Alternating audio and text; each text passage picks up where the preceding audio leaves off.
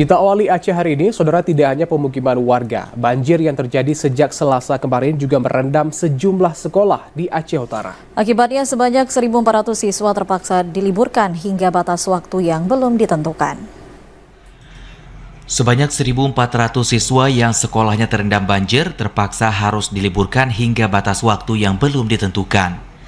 Setidaknya terdapat sekitar 8 sekolah tingkat dasar dan tingkat menengah pertama di bawah Dinas Pendidikan dan Kebudayaan Aceh Utara yang terendam banjir dengan ketinggian air mulai dari 20 hingga 50 cm.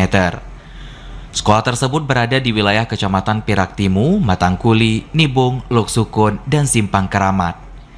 Kepala Dinas Pendidikan dan Kebudayaan Aceh Utara, Jamaluddin, meminta agar pihak sekolah segera membersihkan areal sekolah dari lumpur sisa banjir. Mengingat hingga Kamis pagi, banjir mulai berangsur surut. Menurutnya, jika banjir tidak kembali merendam sekolah, maka proses belajar mengajar di seluruh sekolah yang terdampak banjir akan kembali normal pada Senin mendatang. Karena ada juga sebagian besar murid yang rumahnya terendam banjir. Murid yang terpaksa libur ada 1.400 murid semuanya. Dari seluruh sekolah? Dari seluruh sekolah yang kita sampaikan tadi, dan 8 sekolah. Kita prediksikan paling telat Senin itu sudah normal.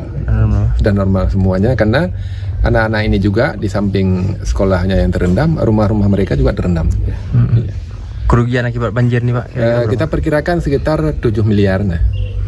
Karena ada ruang guru juga yang terendam, ruang kelas juga, ruang lainnya, ruang praktek lainnya ya, seperti pusaka, lab, kantor guru ya. Kemudian juga mobiler dan buku-buku yang tersedia, alat peraga lainnya yang terendam.